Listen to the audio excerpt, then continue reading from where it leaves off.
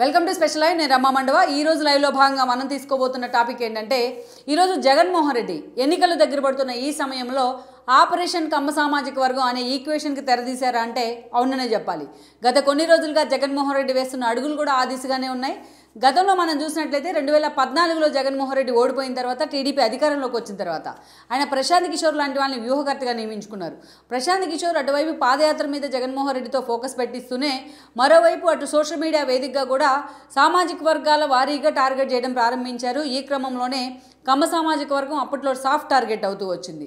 చంద్రబాబు నాయుడు ఏ పని చేసినా తీసుకున్నా, అటు అమరావతి దగ్గర నుంచి ఏ చిన్న ఇష్యూలో ఆయన తెర మీద తీసుకొచ్చినా ఆ ఇష్యూలో కమ్మ సామాజిక వర్గం ఇన్వాల్వ్మెంట్ ఉంది, వాళ్ళకు ఉపయోగపడేలాగా చంద్రబాబు నాయుడు పనులు చేస్తున్నారంటూ కూడా జగన్మోహన్ రెడ్డి అనేక విమర్శలను తెర మీద తీసుకొచ్చారు. ఈవెన్ ఏదైతే పోలీస్ అధికారులు ప్రమోషన్స్ అండ్ దెన్ ఏదైతే ట్రాన్స్ఫర్స్లో కూడా తన సామాజిక వర్గానికే చంద్రబాబు ఏదైతే ప్రయారిటీ ఇచ్చారంటూ కూడా జగన్మోహన్ రెడ్డి చాలా వ్యూహాత్మకంగా దీన్ని టార్గెట్ చేస్తూ వచ్చారు.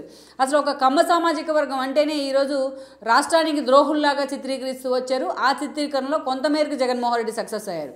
సో ఈ క్రమంలోనే 2019 ఎన్నికల్లో అటు ప్రశాంత్ కిషోర్ లాంటి వాళ్ళు ఇచ్చిన వ్యూహమా, వాళ్ళ తెర మీద తెచ్చిన సోషల్ మీడియాలో చేసిన ఒక విష ప్రచారమా, జగన్మోహన్ రెడ్డి తీసుకొచ్చిన కమ్మ సామాజిక వర్గం టార్గెట్గా తీసుకొచ్చిన ఒక మైండ్ గేమా, ఇవన్నీ మనం పక్కన పెడితే జగన్మోహన్ రెడ్డి 2019 ఎన్నికల్లో ఒక థంబింగ్ మెజారిటీతో 151 సీట్లతోనే ఆయన సీఎం కావడం జరిగింది. ఒక బ్యాడ్ లక్ ఏంటంటే టీడీపీ గతంలో ఎప్పుడూ లేని విధంగా 23 స్థానాలకి ఆ ఎన్నికల్లో పరిమితమైంది. అయితే టీడీపీ నుంచి గెలిచిన అనేక మంది పర్టికులర్లీ వంశీ లాంటి వాళ్ళు, ఆయన కూడా అదే సామాజిక వర్గం. ఇక గుడివాడలో కొడాలి నాని మీద ఓడిపోయిన ఒక దేవినేని అవినాష్ కానీ ఇలాంటి వాళ్ళంతా కూడా తర్వాత రోజుల్లో జగన్మోహన్ రెడ్డి వెంట నడిచారు. ఇక జగన్మోహన్ రెడ్డి అధికారంలోకి వచ్చిన తర్వాత యాక్చువల్గా ఆయన్ని ప్రతిపక్షంలో ఉండి టార్గెట్ చేయాల్సింది టీడీపీ. కానీ అదే సమయంలో జగన్మోహన్ రెడ్డి ఒక వెండెట్టా పాలిటిక్స్కి తెర మీద తీసుకొచ్చారు. ఆ తెర మీద తీసుకొచ్చే క్రమంలోనే ఈ 4.5 ఏళ్లలో కమ్మ సామాజిక వర్గం మీద దాడి చాలా సీరియస్గా తెర మీదకి వచ్చింది. ఒక ధూళిపాల నరేంద్ర మొదలుకొని ఒక దేవినేని ఉమా వరకు, ఒక ఏదైతే శంకర విలాస్ రంగనాయకమ్మ మొదలుకొని ఒక చంద్రబాబు నాయుడు వరకు జగన్మోహన్ రెడ్డి కమ్మ సామాజిక వర్గ టార్గెట్గా చేస్తున్న ప్రయత్నాలు చాలా సీరియస్గా ఎస్టాబ్లిష్ అవుతూ వచ్చాయి. అదే సమయంలో మనం చూసినట్లయితే ఏకంగా దానికి పీక్స్ చూపించారు జగన్మోహన్ రెడ్డి. పర్టికులర్లీ చంద్రబాబు నాయుడిని ఏకంగా స్కిల్ డెవలప్మెంట్ కేసు పేరుతోని 52 రోజుల పాటు ఆయన జైల్లో ఉంచడం జరిగింది. అటు లోకేష్ లాంటి వాళ్ళు పాదయాత్ర చేస్తున్నా దాన్ని అడ్డుకునే ప్రయత్నం చేస్తూ దానిలో విఫల ప్రయోగంగా మిగిలారు జగన్మోహన్ రెడ్డి. ఇక ప్రజావేదికలు కేవలం చంద్రబాబు నాయుడు మీద ఆ సామాజిక వర్గం మీద ఉన్న కోపం కారణంగా ఎంతోమంది టీడీపీ నేతలు జగన్ బాధితులుగా మిగిలారు. ఈ రోజున ఒక ప్రజావేదికని డే 1 కూల్చిన జగన్మోహన్ రెడ్డి ఆ తర్వాత మిగతా సామాజిక వర్గాలకు చెందిన నేతల ఇళ్ళన్నింటినీ కరకట్ట మీద ఎన్ని ఇళ్ళున్నా ఎన్ని గెస్ట్ హౌస్లో ఎక్కడ కూడా దాన్ని టచ్ చేసే ప్రయత్నం అయితే జరగలేదు.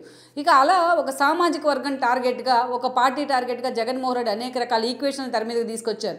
పర్టికులర్లీ మనం చూసినట్లయితే ఒక నిమ్మగడ్డ రమేష్ రూపంలో ఎలక్షన్ కమిషనర్గా ఉన్న ఆయన్ని అంతే పర్సనల్గా టార్గెట్ చేశారు.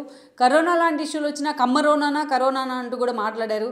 ఇలా అడుగున జగన్మోహన్ రెడ్డి ప్రతినిత్యం కమ్మ సామాజిక వర్గాన్ని, చంద్రబాబు చర్యలను కూడా ఆయన్ని దృష్టిలో పెట్టుకుని మిగతా సామాజిక వర్గం మొత్తాన్ని కూడా టార్గెట్ చేస్తూ వచ్చారు. సో అదంతా ఒక ఆస్పెక్ట్ అయినట్లయితే ఈ రోజున అదే కమ్మ సామాజిక వర్గం నేతలు తనకు ఎదురు తిరిగే ప్రయత్నం జరుగుతోంది. గత కొన్ని రోజులుగా గన్నవరంలో ఒక వంశీకి సఫికేషన్ ఎదురవుతోంది. అదేవిధంగా చూసినట్లయితే గత ఎన్నికల్లో అక్కడి నుంచి పోటీ చేసి ఏదైతే విజయవాడ ఎంపీగా పోటీ చేసిన ఓడిపోయిన పొట్లూరు వరప్రసాద్ లాంటి వాళ్ళకు కూడా ఈ రోజున డైరెక్ట్గా అసలు కనీసం ఆయనతో సంప్రదించకుండా జగన్మోహన్ రెడ్డి కేసీఆర్ నానిని తీసుకొచ్చి అక్కడ ఎంపీ అభ్యర్థిగా ఎస్టాబ్లిష్ చేశారు. అలా అనేక మంది ఈరోజు కొడాలి నాని లాంటి వాళ్ళని నిర్దాక్షిణ్యంగా మంత్రి పదవిని తీసి నుంచి పక్కన పెట్టారు, అదే సామాజిక వర్గానికి చెందిన కొడాలి నానిని. ఇక వసంత కృష్ణప్రసాద్ లాంటి వాళ్ళు మైలవరం ఎమ్మెల్యేగా ఉంటే ఒక భారీ మెజారిటీతో ఆయన గత ఎన్నికల్లో దేవినేని ఓడించి ఎమ్మెల్యేగా గెలుచున్నారు. అలాంటి ఆయనకు పార్టీలో కానీ అదేవిధంగా ప్రభుత్వంలో ఒక సముచిత స్థానం లేదు. మంత్రి పదవి కోసం ఆశలు పెట్టుకున్న జగన్మోహన్ రెడ్డి ఆయన 2 సార్లు కూడా పక్కన పెట్టారు. ఆ వసంత నాగేశ్వరరావు లాంటి వాళ్ళు కూడా దీన్ని ఎస్టాబ్లిష్ చేస్తూ వచ్చారు. ఇక అమరావతి కేంద్రంగా అది కేవలం ఒక్కోలానికే సంబంధించిందంటూ వైసీపీ చాలా దారుణంగా టార్గెట్ చేసిన పరిస్థితి ఉంది అక్కడ రైతులను కూడా. సో అలా ఇక ఓవరాల్గా మనం చూసినట్లయితే కూడా పార్టీలో ఉన్న కమ్మ సామాజిక వర్గ నేతలు కానీ ఎమ్మెల్యేలు కానీ ఈరోజు నిజంగానే ఒక సఫికేషన్. ఇప్పటిదాకా మనం చెప్పుకున్న వాళ్ళతో పాటు ఎమ్మెల్సీగా ఉన్న ఒక తలసిల్ రఘురామ్ కూడా ఈ రోజున ఆయన మైలవరం మీద ఫోకస్ పెట్టారు. ఎలాగైనా ప్రత్యక్ష ఎన్నికల్లో పోటీ చేయాలనుకుంటున్నారని ప్రచారం ఉంది. బట్ ఆ దిశగా కూడా జగన్మోహన్ రెడ్డి వర్కౌట్ చేయట్లేదు. చింతలపూడి నుంచి ఎమ్మెల్యేగా ఉన్న అబ్బాయి చౌదరి లాంటి వాళ్ళు కూడా ఈ రోజున చింతమనేని ప్రభాకర్ లాంటి వాళ్ళ మీదే గెలుచున్నారు. దెందులూరు నుంచి సో దెందులూరు నుంచి ఎమ్మెల్యేగా ఉన్న ఒక అబ్బాయి చౌదరి లాంటి వాళ్ళే ఈరోజు ఒక కన్ఫ్యూజన్లో పడుతున్న పరిస్థితి, తమకు టికెట్ ఉంటుందా లేదా అనేసి. వసంత కృష్ణప్రసాద్ లాంటి వాళ్ళు ఫోన్ స్విచ్ ఆఫ్ చేసుకుని హైదరాబాద్ వరకే పరిమితమయ్యారు. మల్లవరంలో జోగి రమేష్ లాంటి వాళ్ళతో తనకు వస్తున్న సఫికేషన్ దృష్ట్యా. వేరే ఈరోజు చూసినట్లయితే ఒక గుంటూరు ఎంపీగా ఉన్న గల్లా జయదేవిని ఏ స్థాయిలో ఆయన ఇబ్బంది పెట్టారో మనం చూసాం. వైసీపీలోనే నర్సరావుపేట నుంచి ఎంపీగా ఉన్న శ్రీకృష్ణదేవరాయలు కూడా ఈరోజు జగన్మోహన్ రెడ్డి మీద తిరుగుబాటు వ్యక్తం చేస్తూ ఉన్నారు.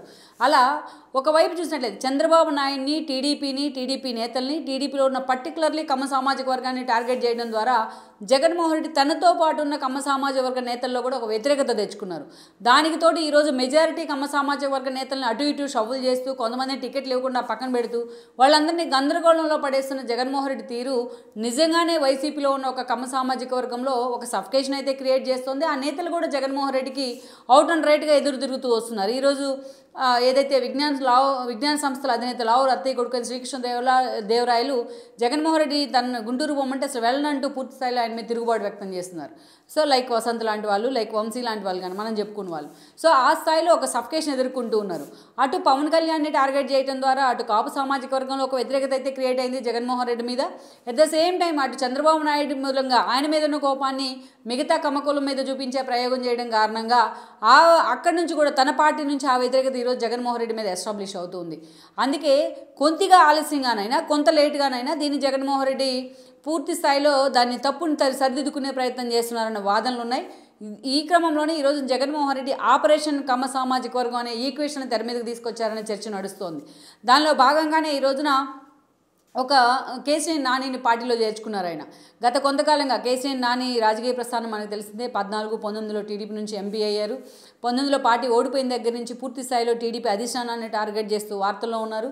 తన అన్నదమ్ముల మధ్య ఉన్న చిన్నీతో తనకున్న నెగోషియేషన్ని పార్టీతో ఉన్న నెగోషియేషన్గా మార్చారు. ఆయన అనేకసార్లు చంద్రబాబు నాయుడిని, లోకేష్ని అవమానించే విధంగా ఆయన మాట్లాడిన తీరు ఈరోజు ఆయన పార్టీలోంచి ఎగ్జిట్ అయ్యేందుకు కారణమైంది.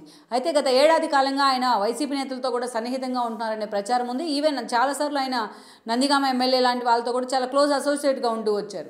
ఈరోజు ఏకంగా జగన్మోహన్ రెడ్డితో కలిసి ఆ పార్టీ జెండా కప్పుకున్నారు. తన కూతురు శ్వేతను కూడా ఎమ్మెల్యేగా పోటీ చేయించబోతున్నారన్న ప్రచారం ఉంది.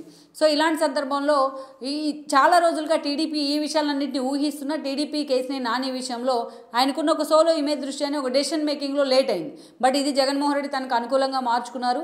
కేసీఆర్ నాని ఇన్ని రోజులు టీడీపీకి కోవర్టుగా పనిచేశారంటూ కూడా ఈరోజు టీడీపీ నేతలు బయటకు వచ్చి ఆరోపిస్తున్న సిచ్యువేషన్ అయితే ఉంది. సో ఇలాంటి సిచ్యువేషన్లో ఒక కమ్మ సామాజిక వర్గానికి చెందిన ఒక సాలిడ్ ఎంపీ అభ్యర్థిని తన పార్టీలోకి తీసుకోగలిగాను అని కూడా జగన్మోహన్ రెడ్డి ఆలోచన చేస్తూ ఉన్నారు. ఎందుకంటే ఆయన చాలా సీరియస్గా ఎఫర్ట్ పెట్టినా కేవలం వంశీ లాంటి వాళ్ళే వెళ్ళడం జరిగింది వైసీపీలోకి మొన్నటి ఎన్నికల తర్వాత కమ్మ సామాజిక వర్గానికి చెందిన వాళ్ళు. ఈరోజు తీరా ఎన్నికల దగ్గర పడుతున్న ఈ సమయంలో సో ఆయన్నే తీసుకెళ్ళి నాని లాంటి వాళ్ళని తీసుకెళ్ళి ఆయన పార్టీ జెండా కప్పే ప్రయత్నం చేశారు. ఇక మరోవైపు చూసినట్లయితే నెక్స్ట్ టార్గెట్ గల్లానే అనే ప్రచారం జరుగుతోంది. గల్లా ఆయన చిత్తూరు జిల్లా నుంచి వాళ్ళ ఫ్యామిలీ రాజకీయాలను రిప్రజెంట్ చేసి వాళ్ళ తల్లి మంత్రిగా చేసిన ఆయన 2014 ఎన్నికల్లోని టీడీపీకి డైరెక్ట్ అరంగేట్రం చేసే ప్రయత్నం చేశారు. అప్పటి నుంచి కూడా ఆయన ఆ ఎన్నికల్లో ఎంపీ అయి ఉన్నారు. తన వాయిస్ని అదే స్థాయిలో విభజన హామీల మీద వినియోగించి మోడీ అండ్ కో దగ్గర కూడా అదే స్థాయిలో ప్రశంసలు తెచ్చుకున్నారు. టీడీపీతో బీజేపీ డిఫరెంట్ క్రమంలో కూడా మిస్టర్ ప్రైమ్ మినిస్టర్ అంటూ కూడా గల్లా జయదేవ్ ప్రశంసించిన తీరు ఇప్పటికీ జనం చెప్పుకుంటూ ఉంటారు. సో ఆ స్థాయిలో తనకు ఓడి ఐడెంటిటీ క్రియేట్ చేసుకున్నారు. ఈ క్రమంలోనే 2019లో కూడా గెలిచారు. గెలిచిన తర్వాత అనేక రకాలుగా ఆయనకి సఫికేషన్, వ్యక్తిగతంగా రాజకీయాల పరంగా జగన్మోహన్ రెడ్డి ఆయన్ని నిజంగానే సఫికేషన్కి గురి చేసేలా చేశారు. ఇక మరోవైపు చూస్తే అమర్ రాజా బ్యాటరీస్ విషయంలో కూడా జగన్మోహన్ రెడ్డి తీసుకున్న నిర్ణయాలు ఆయన నిజంగానే బాధించాయి. ఈ క్రమంలోనే దానికి ఎక్స్టెన్షన్ ప్లాంట్ని కూడా ఈ రోజున తెలంగాణలో పెట్టుకుంటున్న పరిస్థితి. సో నెక్స్ట్ ఈ రోజున కేసీఆర్ నాని ఎప్పుడైతే పార్టీలో చేరారో ఈరోజు గల్లా లాంటి వాళ్ళు కూడా వైసీపీ జెండా కప్పుకోబోతున్నారన్న ప్రచారం చేస్తూ ఉన్నారు. మరోవైపు చూసినట్లయితే ఈ రోజున అటు మహేష్ బాబు లాంటి వాళ్ళు కూడా గల్లా జయదేవికి స్వయాన బావబావమృతులే వాళ్ళిద్దరూ కూడా మహేష్ బాబు సోదరునే గల్లా జయదేవి పెళ్లి చేసుకున్నారు. సో అందుకే ఈరోజు మహేష్ బాబు, ప్రభాస్ లాంటి వాళ్ళతో గతంలో టికెట్ల వ్యవహారంలో భేటీ కూడా అయ్యారు జగన్మోహన్ రెడ్డి. ఈ క్రమంలోనే ఈ రోజున అటు మహేష్ బాబు లాంటి వాళ్ళతో కూడా గల్లా జయదేవ్తో రాయబారం నడిపిస్తున్నారనే చర్చ ఉంది. ఎలాగూ తాను ఈసారి ఎన్నికల్లో పోటీ చేయబోట్లేదు ఎంపీగా అన్న ఈక్వేషన్ ఆయన ఇస్తూ ఉన్నారు. మొన్నటి నుంచి ఒక సంకేతాలు, అవసరమైతే చంద్రగిరి నుంచి అయినా బరిలో దిగుతాననే ఇంకొక ఇండికేషన్ కూడా ఇస్తూ ఉన్నారు. ఇలాంటి పరిస్థితుల్లో గల్లా జయదేవ్తో వైసీపీ ఎంపీలు టచ్లోకి వచ్చారన్న ప్రచారం ఉంది. మిథున్ రెడ్డి లాంటి వాళ్ళు ఆయన ఎలాగైనా కేసీఆర్ నాని పేరు చూపించి ఆయన కూడా పార్టీలోకి తీసుకురావాలని ఆలోచన చేస్తున్న ప్రచారం అయితే ఉంది. అయితే అటు గల్లా జయదేవ్ వర్గం మాత్రం ఇది కేవలం ప్రచారాలుగా, ఇది కేవలం జగన్మోహన్ రెడ్డి మైండ్ గేమ్ లాగా కొట్టిపడేసే ప్రయత్నం చేస్తోంది. ఒకవైపు గుంటూరు నుంచి తాను పోటీ చేసేందుకు ఇష్టంగా లేనంటూ కూడా ఎవరైతే లావు లాంటి వాళ్ళు, లావు శ్రీకృష్ణదేవరాయలు లాంటి వాళ్ళు జగన్మోహన్ రెడ్డి మీద తిరుగుబాటు జెండా ఎగరేస్తూ ఉంటే, బట్ అదే స్థాయిలో జగన్మోహన్ రెడ్డి ఈ రోజున గల్లా జయదేవ్ మీద అండ్ దాని కేసీఆర్ నాని మీద ఫోకస్ పెట్టారని ప్రచారం అయితే ఉంది. బట్ ఇదంతా కేవలం వైసీపీ మైండ్ గేమే, కమ్మ సామాజిక వర్గం టార్గెట్గానే చర్చ అయితే ఉంది. టీడీపీని డిమోరలైజ్ చేయడానికే ఇలాంటి ఈక్వేషన్ జగన్మోహన్ రెడ్డి తెర మీదకి తీసుకొచ్చారని కూడా అంటూ ఉన్నారు. ఎందుకంటే గల్లా అండ్ ఫ్యామిలీ కూడా చాలా సీరియస్గా దీన్ని ఖండిస్తూ వస్తోంది. మరోవైపు చూసినట్లయితే తన పార్టీలో ఉన్న అటు పీవీవీ లాంటి నేతలను కూడా అవమానకరంగా బయటికి పంపిస్తున్న జగన్మోహన్ రెడ్డి టీడీపీ నుంచి కమ్మ సామాజిక వర్గం మీద ఫోకస్ పెడితే వాళ్ళు ఎంతవరకు కేసీఆర్ నాని తరహాలో మిగతా వాళ్ళు ఆయన వెంట నడిచే అవకాశం ఉందనేది మాత్రం $1 మిలియన్ ప్రశ్న అనే చెప్పాలి.